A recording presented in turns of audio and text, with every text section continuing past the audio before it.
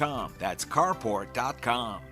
From the Ingles Studios, this is ESPN Asheville, WPEK, W225CJ Fairview, WMXF Waynesville, and iHeart radio station. I'm Doug Brown. Buccaneers quarterback Tom Brady will be away from the team for at least a week for personal reasons. Coach Todd Bowles says Brady should be back after the team's second preseason game a week from Saturday against the Titans. The Bucs host the Dolphins this Saturday.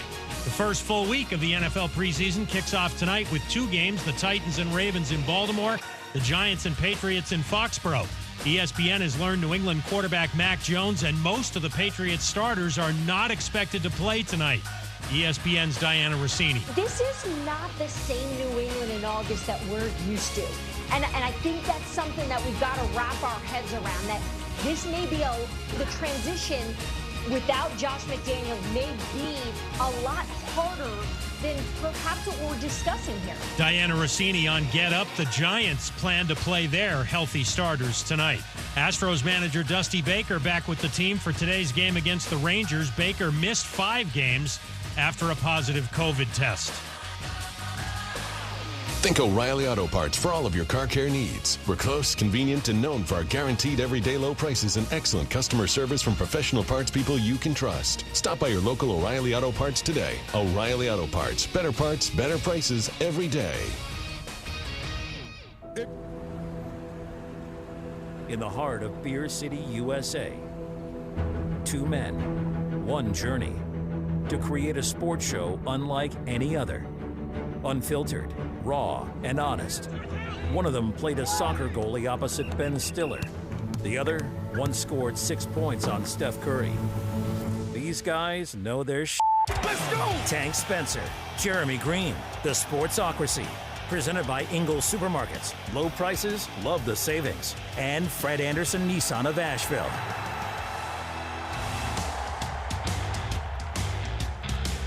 And welcome into the Sportsocracy here on ESPN Asheville, 92.9 FM, 880 AM, and 1400. The Sportsocracy heard everywhere on the iHeart Radio app. We are live in the Ingles Studio.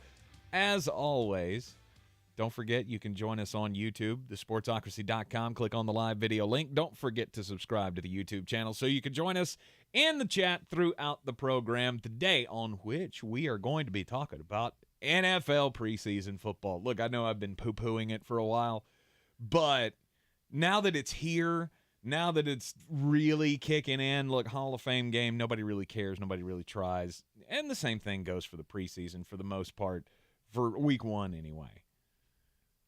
But gosh, the NFL is back. It's football. We got football tonight. It's here. We got football tonight. You're gonna have the New England Patriots and the New York Giants. You got the Baltimore Ravens and the Tennessee Titans. No, we don't expect to see all, the starters play in some cases, period, but much at all. But I don't care. Football's football. It's better than nothing. It's finally back. And we got Thursday, Friday, Saturday, Sunday games in the NFL's preseason this week. Oh, it is finally here. And then we've got a lot of storylines to follow throughout the preseason as well. Joining me, as you can tell. Surprise. Not Jeremy Greene. Jeremy was at an official function today where we had some big news for the Asheville area. Share that with you in just a moment. But Caleb Peak in here with us, so we're going to talk about some baseball throughout the first hour of this program as well. And then Jeremy will rejoin us for the 4 o'clock hour, where he and I will be previewing the SEC. We did the ACC preview yesterday, SEC preview of college football today. We'll have a daily draft in the third hour, and we're going to talk about my new favorite hero in all of sports. And it may surprise you who it is. But all of that coming your way. Plus, Jeremy's lock, no doubt, green on green, 5 on it. I don't know what he's going to do, what he's got planned, but it's been a while since he's picked games. And we've got 2 preseason games tonight, so he'll be picking games coming up in the 4 o'clock hour as well. I just got a question. How do you throw money at a preseason game? I mean, what kind of bets are you making? How many snaps the starter takes? You can bet on anything. In a game where the final score doesn't matter, what do you bet on? What color the jerseys are going to be? You can bet on pretty much anything. So that is true. You can bet on snaps. Sad but true. You can bet on everything. So Jeremy will have the best bets of the night in the preseason action in the NFL. Welcome everybody into the program, into the chat on YouTube, and let's get into it. First thing I have to talk about in the NFL preseason is the New England Patriots. Oh my! I haven't even checked the comments. Yes, armchair commentary. I see you there. What is the deal, brother? Well, are we buying this storyline that the New England offense is the worst ever in the history of the NFL? I mean, those are the reports that are coming out of camp, and it's actually quite hilarious to me. I mean, you know, we all as NFL fans have a lot of schadenfreude in us. We could take pain in other teams' miseries.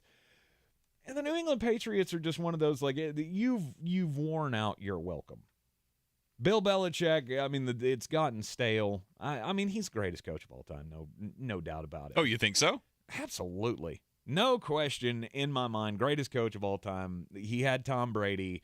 I get it. I don't care. I still feel like he's, no one else could have done it. Belichick over Vince Lombardi. Oh, 100%. He wasn't even coaching when there were actual athletes playing. Those guys were still, working in dairy farms. They were plumbers and firemen, yeah, right? Exactly. It's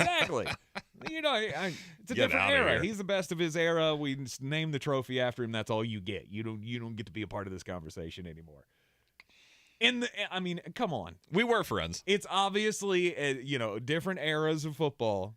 Salary caps and big money and all that. Bill Belichick deserves his flowers. Don't get me wrong. But the way that this has deteriorated after Tom Brady, if any of this is true coming out of camp, that Mac Jones just looks terribly uncomfortable, that they're not throwing the ball down the field at all, that like 90% of the passes being thrown by Mac Jones are all just check downs to running backs. Yeah. And they are getting shut out by their own defense. Now, is this Bill Belichick has built just another, fantastic defense that's shutting down the offense? And so when we see the offense up against other teams, then we'll get to see. But it's because of the dominance of the defense. I mean, this is how New England Patriots fans are spinning this right now. It's not the offense is uncomfortable or just not effective. That defense is that good. Come on, guys. It's no. Not a chance. Come on now. And it got me so excited. Like NFL preseason, game 1, other than the Hall of Fame game. But game 1 of the preseason, week 1, is going to be so great with the Patriots taking on the Giants. We're going to get to see all of this. I got so excited. And then the bomb dropped. Mac Jones and practically none of the starters are going to be playing tonight. Bill Belichick does not want you to see how bad this is. It's not ready for prime time. Maybe it will be. Maybe they'll be fine and everything will be great. But we've been predicting the downfall of the New England Patriots, and now that they're talking about how awful this offense is, take into account that Bill Belichick has Joe Judge and Matt Patricia running the offense, neither of them having any history calling plays. It's just not good. God, that's got to be the most nauseating thing you've ever said.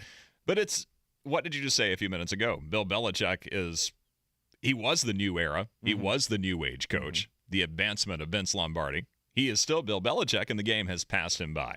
What has New England been for the last 15 years? They've been a team without an offense, but with Tom Brady. They've never been top of the line offensively. They've never had a ton of weapons. They didn't have weapons, but they were great offensively because of Tom. Because of TB12. Right. Mac Jones is not TB12.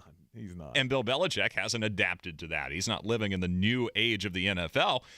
He is his own offensive coordinator.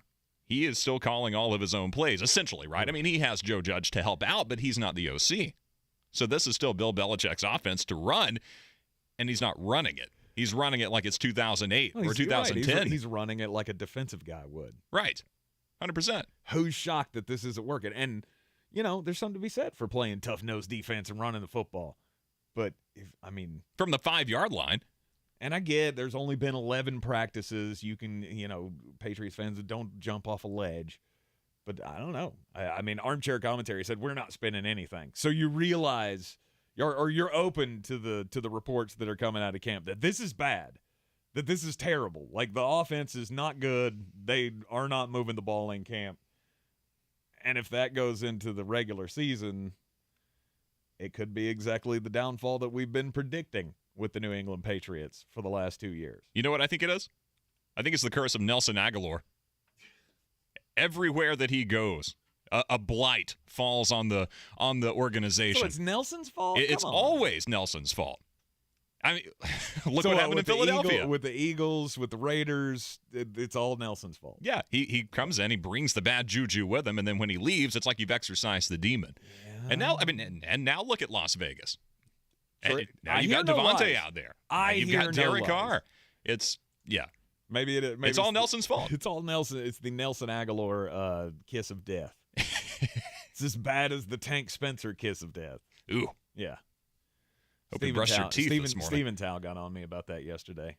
Thanks, Tank. You just ruined it because I picked his Baltimore Ravens to win the Super Bowl this year. And the only time I've ever, predicted a Super Bowl winner at the beginning of the season was 2 years ago when we got Tom Brady. And I jokingly said, we're going to win the Super Bowl now. I didn't think in a million years it was going to happen. But yeah, if I say it, your team's probably doomed. You did that on purpose too. Steven Tao is such a nice guy, and you doomed his team. I didn't do it on purpose. On principle. This is how I feel about this year. I think Baltimore's going to have a bounce back year. Well, but your opportunity to have must-watch preseason action, and Bill Belichick went, nope, not doing it. Like, this is just too much. I'm not going to risk injury. There's no reason to play him. Okay, we understand, Bill. You can say all those things, but don't tell me there's not a part of this that goes, I don't know that we're ready for people to actually see this yet. Like, the reports coming out of camp are bad enough. And it's so much worse that it's against the Giants week one, because obviously the bad blood between these two teams goes back millennia. At least back to 2008 when the rivalry was born. The Giants were Patriot killers. They may still be to this day, especially now that the Giants are better than New England. Yep. Which is how long has it been? It's been since the 80s since we could say that. So, and the fact that front seven in New York is better than anything that New England is putting out there. Just when you look at offense versus offense, I'm not even talking about offense versus defense. Mm-hmm. The offensive line is better than New York. That's the one thing that New England has been able to hang their hat on, was Tom Brady and the fact that there was a great group of seven up front that could block for him. Now he's got Hunter Henry as a tight end out there, but it's pretty porous now. Mac Jones is going to be running for his life. Maybe. And that's not going to be the case for Danny Dimes. Maybe. It's just when you hear actual people tied to the team, I forget the reporter's name. I heard his report last night. I think his last name's Reese. Anyway, I heard his report last night on ESPN Radio, and I was dumbfounded. I was like, wow. This is a guy. Usually, you'll get like the Carolina Panthers. I know that organization better because I pay attention to it because we're in the Carolina market. So it's like David Newton, who is the Carolina Panthers beat writer. I don't know that there is, that he has the stones to come out and say this team is god awful. There's always going to be a level of spin with those guys because they want to keep their relationship with the team. And here you've got a beat writer just going, this is bad, guys. This is terrible. Pure honesty. Yeah, it felt like a moment of pure honesty. Maybe I'm making too much out of it. I get other teams don't. The armchair said, what other teams are playing their starters in week one? I get it. You're not wrong. But there's part of me that has to go to that. Mac Jones still needs reps, does he not? Are you that afraid of the offensive line that he doesn't have the protection, so he's going to get hurt? Maybe that's the thing. Like, maybe all the reports are true and Bill's doing the smart thing. Let's not throw these guys out here against, strange competition because somebody could get hurt. Maybe that's the thought. I'm not saying Bill's wrong at doing it. I'm just saying he took a storyline away from me tonight, and I'm mad about it. And if you do this, that defeats the entire purpose of the preseason, right? If you're not going to play your guys who matter when the games don't count, then why are we bothering playing these games that don't count? Mm-hmm. Let's just jump right into the action and get down to it. We've always felt about that. Look at the news of Tom Brady today. Oh, you haven't heard about this? I'll tell you about it coming up next right here in the Sportsocracy on ESPN Asheville. At Ingles, whether we're celebrating Friday night rivals, televising college basketball games, bringing the Fan Fest to semi-pro soccer, or taking you out to the ball game at your minor league park, it's all in the bag. Ingles, low prices, love the savings. When I finally drove the old car into the grave, I knew there was only one place I was going to go. Fred Anderson Nissan of Asheville, home of the family plan. And yes, they treat you like family.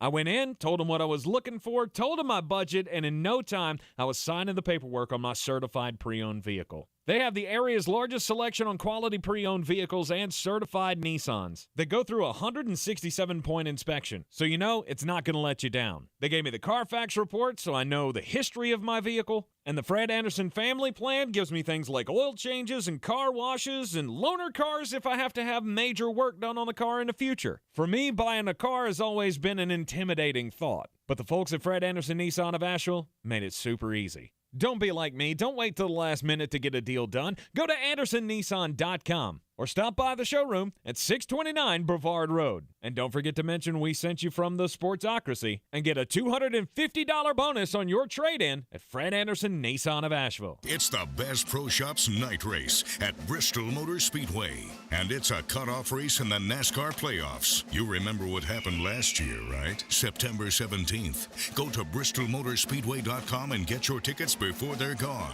Did you know audio memory lasts 6 times longer than visual memory? That's why businesses advertise with iHeartMedia, the #1 audio company in the country. Reach consumers with radio, podcasting, streaming, and more. Make your business a household name and visit iHeartAdvertising.com or call 844-BUY-RADIO. Grow your reach, grow your business. Call iHeartMedia today. Visit iHeartAdvertising.com or call 844-BUY-RADIO. Bill was tired of saying no to his kids because of his debilitating pain. I have 3 kids that are 13 and under. Every day they're asking, Dad, can we take a bike ride? Dad, can we play ping pong? Unfortunately, in the past, I had to sadly say no quite often. An accident left Bill with aching knees and shoulders. Even after 4 knee surgeries, Bill still felt constant pain in his knees. And then he discovered QC Kinetics and their natural biologic therapies. I did it on the knee. It really became life-changing. I've had the same results with the shoulder. QC Kinetics non-invasive regenerative treatments help restore damaged tissue and provided much-needed relief for knees, hips, shoulders, and backs. Right there in the office, no downtime. Bill's able to do just about anything these days. Like taking my kids to Disney World and walking 10 miles a day at Disney, bike riding, taking a walk on the beach.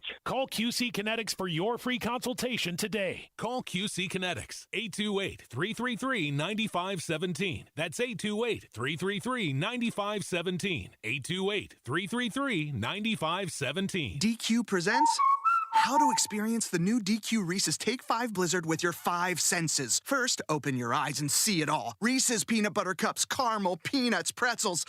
It's beautiful. Then, feel it. Oh, it's cold. Next, listen to it. Now, smell it with your nose.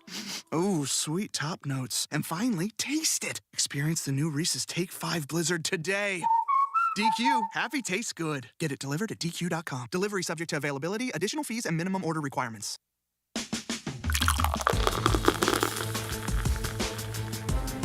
The Sportsocracy. Why are you smiling? Because I love football. Welcome back into the Sportsocracy here on ESPN Asheville. I'm Tank Spencer, sitting in for Jeremy Greene for the first hour of the program today is Mr. Caleb Peak, and we'll get into some baseball in a little bit, but yeah, so tonight we got preseason, 7 o'clock, NFL Network. You'll see the New York Giants take on the New England Patriots, and there won't be any starters practically playing on offense for the New England Patriots. It's already been announced. We don't know why, but all these reports, and Mike Reese is the name of the reporter that put out the Patriots beat writer. Mikey R. Yeah, that put out the story that this is the worst offense we've ever seen from a Bill Belichick-led team, that they can't move the ball in practice. And there is whether armchair commentary is one of the New England Patriots fans on board with the spin is happening. That this is how dangerous the New England Patriots defense is, so as not to make Mac Jones look completely inept, or the total offense, basically. The whole offensive system apparently is out of whack right now with the New England Patriots, and they can't do anything against their own players in camp. And there are so many questions. There are so many more questions that are brought up by this than answers. Things that just don't make sense, as in, why is Mac Jones so far behind to be the number 1 draft pick out of Alabama? Mm-hmm. Some guy should know how to do this, right? He's been seasoned. He's just limited. He's always been limited. Athletically, sure, the kid's got a good head on his shoulders. You like his decision-making process. Okay, maybe he's really accurate, but, I don't know what made you fall in love with Mac Jones. He was overweight coming out of college. Was he overweight, or was he just not a chiseled specimen? I mean, compared to you and I. Because remember, it drew all of the comparisons of his combine photo with Tom Brady's combine photo, because Tom Brady had dad bod going on coming out of college, and it never really mattered. You're not wrong. Because he turned into the greatest quarterback of all time, and so everybody was like, it's not a big deal. Mac Jones, the fact that he looks like, the skinny little 40-year-old dad, it doesn't really matter. He's just TB reincarnated. Right, exactly. It's a good Tom omen. Brady, Things are coming. The things you say about Mac Jones as a prospect coming out were the same things that we've said about Tom Brady for a long time. Got it up between the ears, maybe not the best athlete, but he finds his spots and makes great decisions, and he's the next coming. A lot of people built him up to be that. But now this offensive scheme's not working. Something's not working. And so, there are teams that will play starters in the preseason. We'll talk about one of them in just a second. But I have to again, maybe I'm reading more into this, but part of this is like Bill Belichick going, we're just not ready yet. Next week, we'll get in the reps. And hopefully it'll look better. Is it the fact that Bill Belichick is running too complex of an offense? I mean, I don't know. I haven't seen the playbook. I'm not even sure I could decipher the playbook if it was in front of me. I mean, we're talking about some high-level, big-time football IQ stuff from Bill Belichick. And it's not that Joe Judge is a bad coach. He's not a great head coach. He's really, really good in an assistant-type role. So I know he's coming up with some really nice offensive things on that side of the ball. We saw Mac Jones struggle, though, with the pro-type offense last year. And it's not that Alabama is a strictly RPO, strictly run-and-gun West Coast rollout type of offense, but there's a lot of that going on, especially as Nick Saban has adapted to the new age, if you will, right? And well, it's all the reclamation projects he keeps putting on his staff. Oh, you're not wrong. Yeah, right. Yeah, you're not wrong. It's the rehab facility for coaches. It has been for a while. Mm-hmm. Quite some time. Bill O'Brien and, Kiffin and Steve Sarkisian and all these guys that have, bounced back from getting fired at their last school to getting another job. That's what Alabama... Bring him in, bandage him up, send him back out. Alabama's offensive coordinator position has become. Is the rehab for coaches. And they're all good coaches. I'm just saying. It is what it is. You're right. But this is the thing. When you talk about Bill Belichick, this is the thing that causes me to take issue with the concept that he's coddling his first line, his first string offense, if you will, because Bill Belichick has never coddled anyone. No. He's never been with the exception of someone like Tom Brady, who may have been a little more protected because of who he is. No one else that's ever played for BB has ever been coddled like that. You perform, or you grab a seat on the bench, or you get on a bus and go back to where you came from. You're not going to be welcome in New England camp on the sideline if you're not performing. So why start now is the thing. Why would Bill Belichick make the decision now that, oh, wow, I don't have a good offense, so I'm just going to protect them and not play them? Right. It doesn't make sense because Belichick is the type of guy who would want you to be embarrassed. If you're not up to snuff, if you're not performing, he wants to put you on national TV and let everyone see it. Because let's be honest, this allows us to throw the shade. And we've all been looking for, 15 years now for something to throw shade at Bill Belichick about. Exactly. Jeez. It's high time. It's awfully interesting. And if I wanted to spin it even more, I'd be like, this offense is so bad that James White went, I'm done. I'm just retiring. I can't do it. See ya. Now, sadly, he is hurt, and he had a hip subluxation last year that he's just not recovered from, and he today announced his retirement after 9 years in the NFL. He's all-time Patriot, Super Bowl, Super Bowl 51 hero, when he scored a bajillion touchdowns in the comeback against the Atlanta Falcons. Right. And no one knew his name before then. He's got his place. Yeah. He's got his place, but if I really wanted to spin it, I could say, look, he's bailing water. Of course, if you wanted to spin things for my team and talk about Tom Brady, it's been announced today he is going to be gone from the team until after the next preseason game. So he's going to miss this week against the Dolphins. He'll miss next week, and then he'll show back up to camp. They say that this was all planned in the preseason or before they even gathered for OTAs and stuff like that. Like, Tom was committed. He wanted to come in and build a relationship, build a chemistry with the team that's here. By the way, if y'all haven't seen the highlight videos that are coming out with Julio Jones, it just makes you feel a little special inside. That's going to be fun. It's as good as it was when Antonio Brown showed up to camp and they were showing all the highlights of the touchdown catches. You went, this could be something. Look, I got a little bit of faith in Julio, at least more faith than I had when we announced that we were signing, because I went, oh, why are we doing that? Why are we bringing this? He can't do it anymore. He looks good in pads. He looks good in shorts. So he's looking just fine. It'll be okay. And Tom is stepping away, and you could go, Tom's looking at how the preseason this is what Jeremy would say if he were here. That Tampa Bay is Tom's so concerned about the offensive line situation that he's stepping away. He's going, I'm not even giving it a chance that I'm going to get hurt in the preseason because we don't have anybody in front of me protecting me anymore. At least not in the middle. Ryan Jensen gets hurt, and then yesterday you had the scare with Robert Hainsey, the backup. Bad to worse. I mean, so you completely new interior offensive line, and Tom's just going, I'm out. If you wanted to spin it for my team, that's the way you could do it. So I understand what I'm doing with the New England Patriots here and talking about Bill Belichick's ashamed of his offense, and that's why they're not playing in the game tonight against the New York Giants. It just gives us a chance to throw shade, and I'm excited about it. It's great. It's the thing is, if I'm Tom Brady, I would at least want to run through at least one series, maybe even two, running nothing but the play action. Because with this situation, I'm Tom Brady. I don't need to.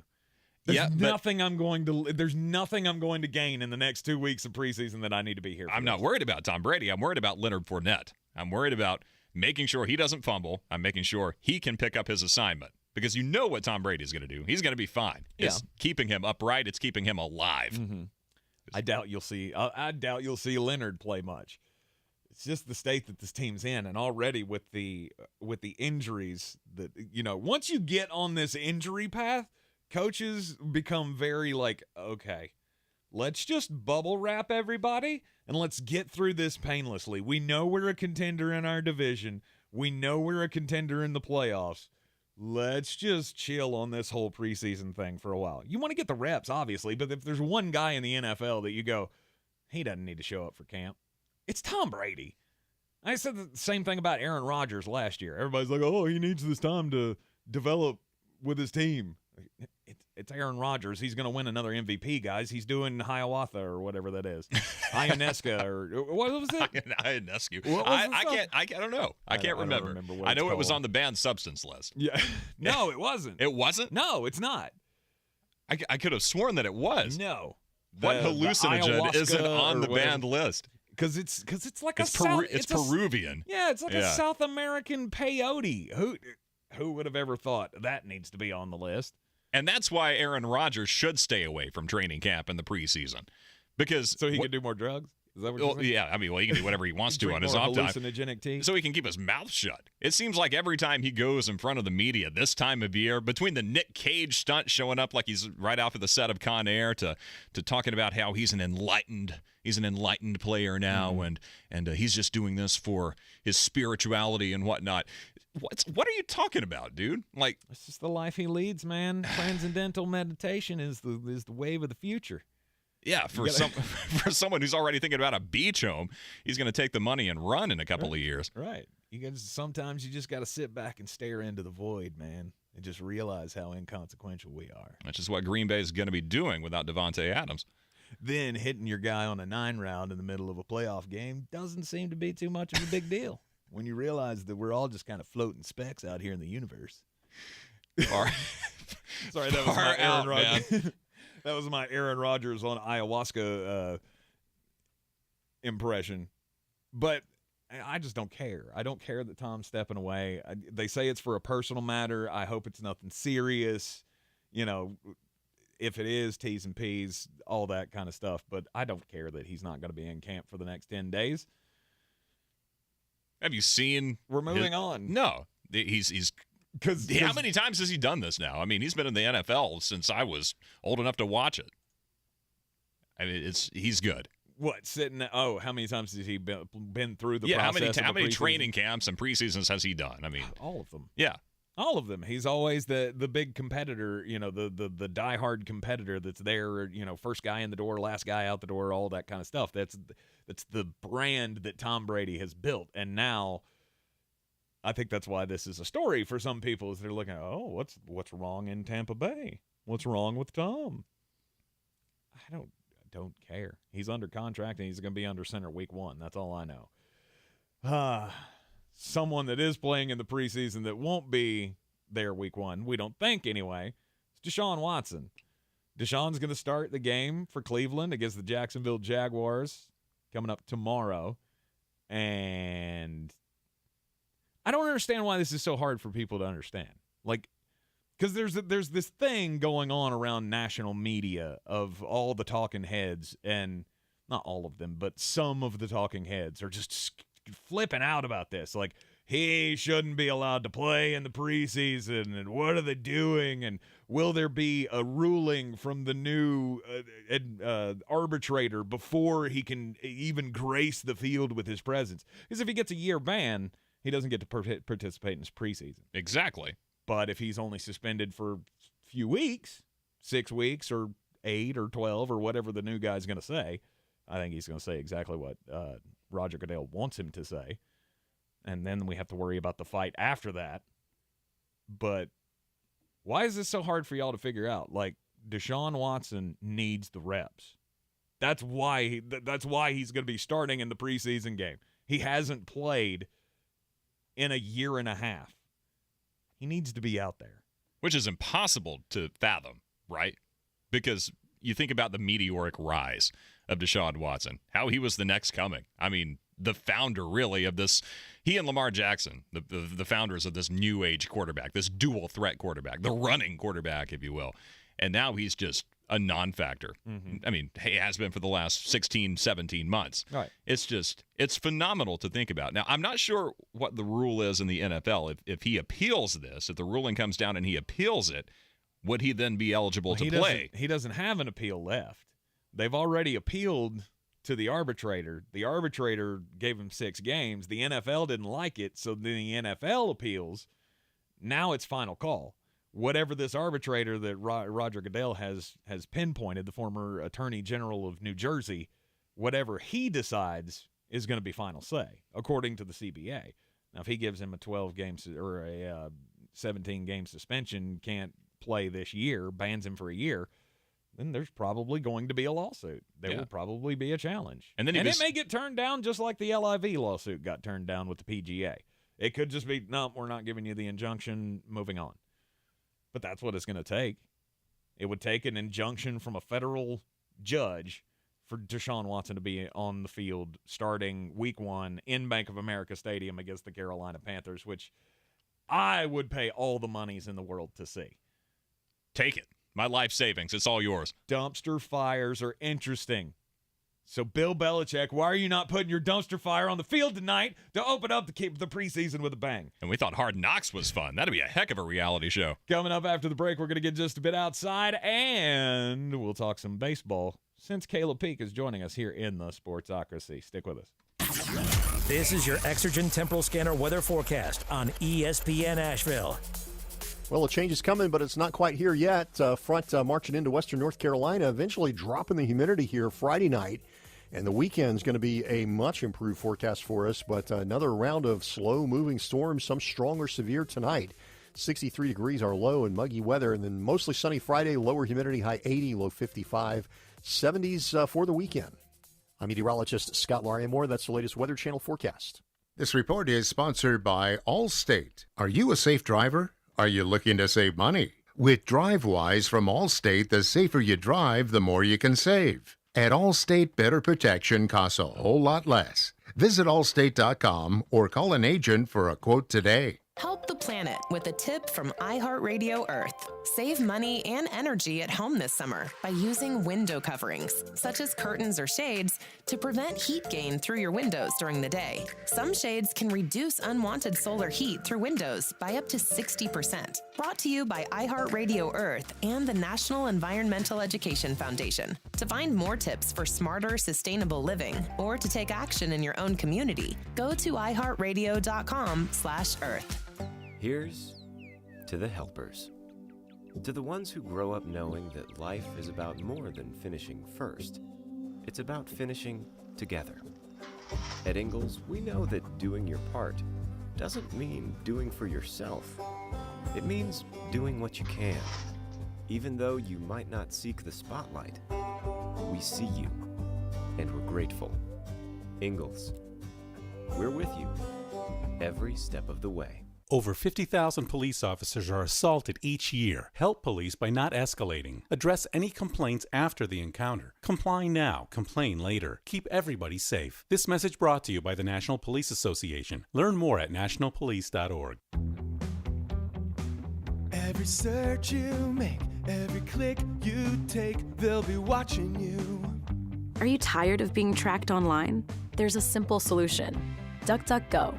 It's an all-in-one privacy app with a built-in private search engine, web browser, one-click data clearing, email protection, and more, all for free. Download the app today and get the most comprehensive privacy protection with the push of a button. DuckDuckGo. Privacy simplified. Real estate isn't about properties, it's about people. I'm Clarissa Marshall with eXp Realty, your native realtor serving all of Western North Carolina.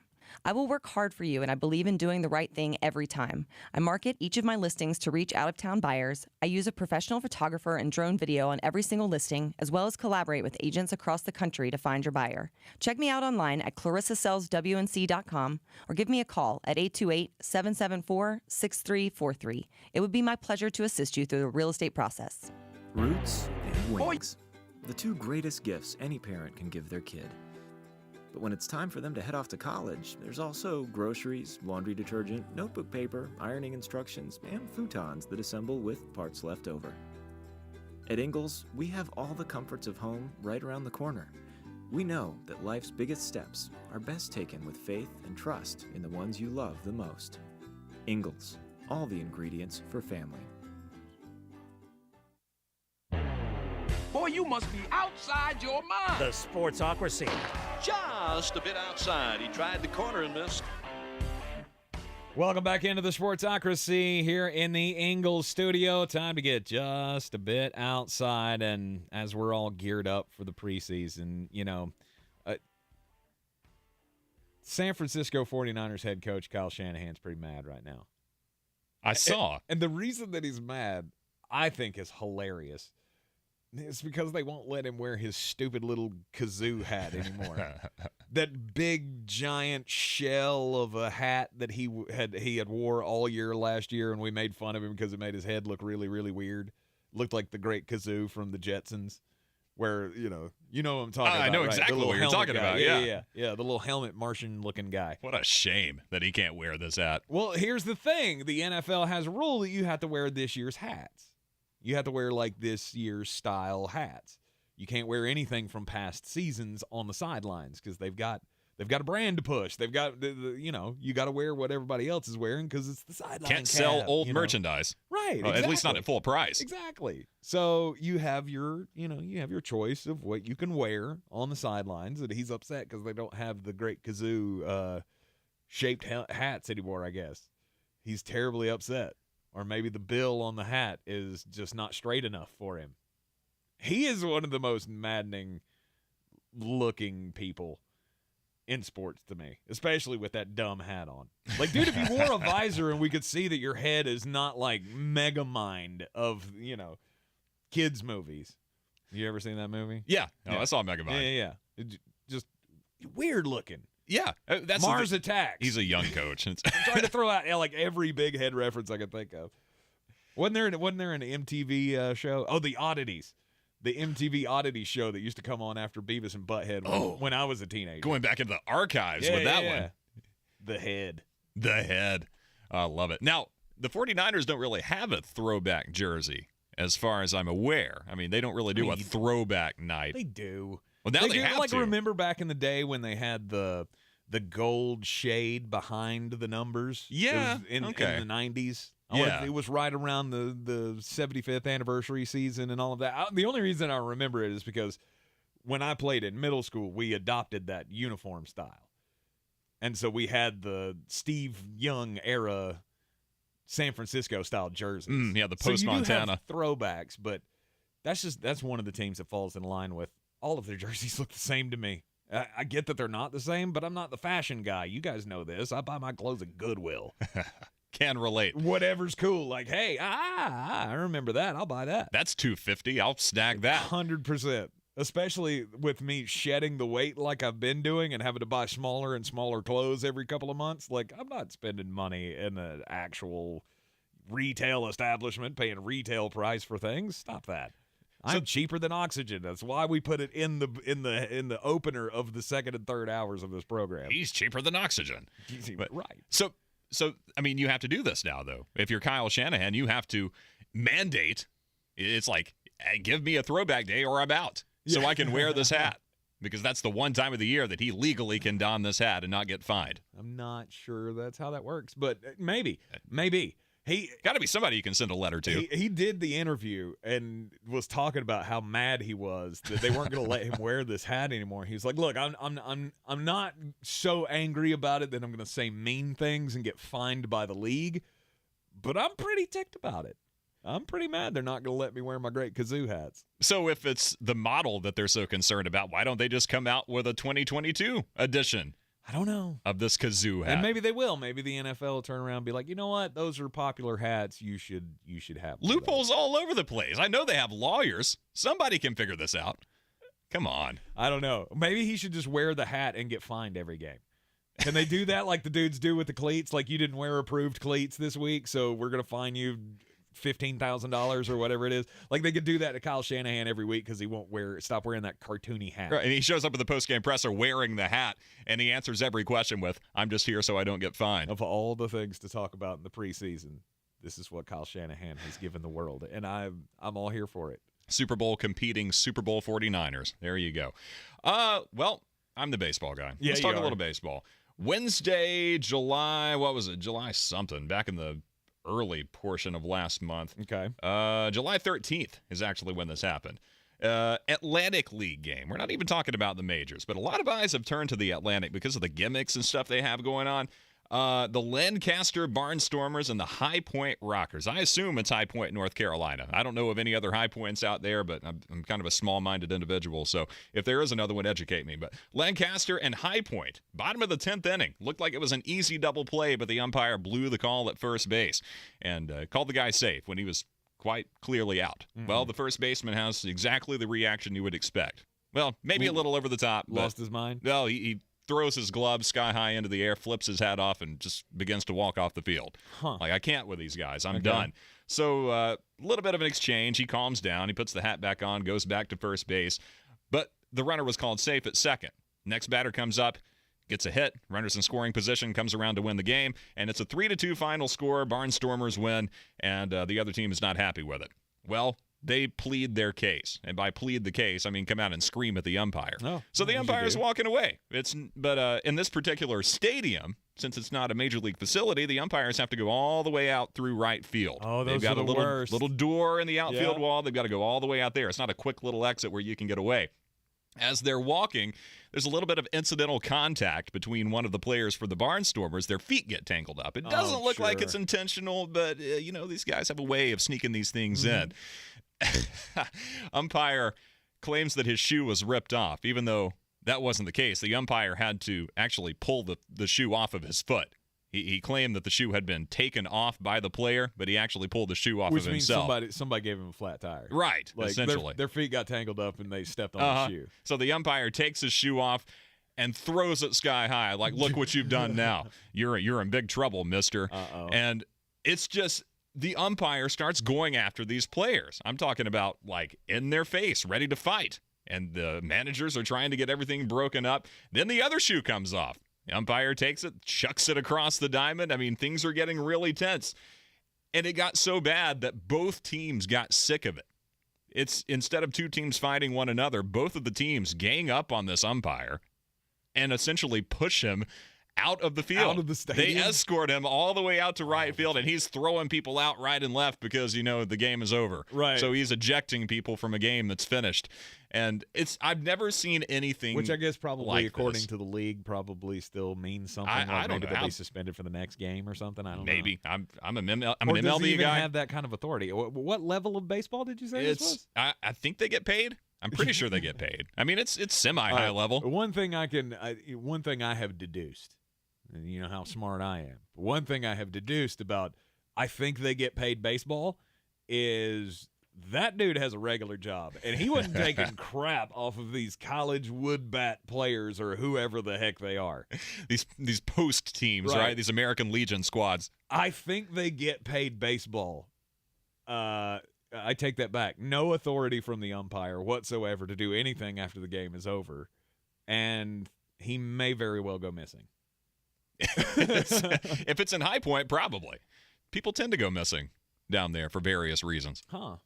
I hadn't thought about that. Mm-hmm. Be very careful who you eject after the game is over. Ganged up on the umpire and pushed him out of the stadium. Yeah, I mean, not physically, but it was more of an escort kind of situation. Like, hey, you better leave. You don't have to go home, but you definitely can't stay here. And I guarantee you, whatever facility they were playing at, every guy who has ever, or gal who has ever umpired at that stadium knows exactly what that, like, when they hear that you can't leave through this gate, you've got to walk through. Like, that's the game that they look forward to, going, oh, God, I got to go coach there again. Right. Or I got to go umpire at that game at that stadium again. Because there's always some guy that follows me down the tunnel. That's the beauty of being an umpire. Somebody is always very upset with you at the end of the day. It's a job that I would never accept at any level. Even if it's 15-0, some guy is going to give you grief over a ball that you missed in the second inning with 2 outs. It's like, give me a break, dude. Yeah, that's a job I would never do in a million years. Not a chance. Being an umpire. Especially in the major leagues with all the graphs and all the charting that they have now. It's like, oh, you have a 73.8 accuracy percentage. I didn't sign up for this. Well, if you got that high of a percentage in Major League Baseball, I think you're doing a good job. That's why you're a major leaguer. Exactly. Mm-hmm. You are in the Sportsocracy here on ESPN Asheville, Atlanta Braves. I held off as long as I could because my Red Sox suck. The Atlanta Braves don't, though. And they got a lot of hope after last night. I believe real estate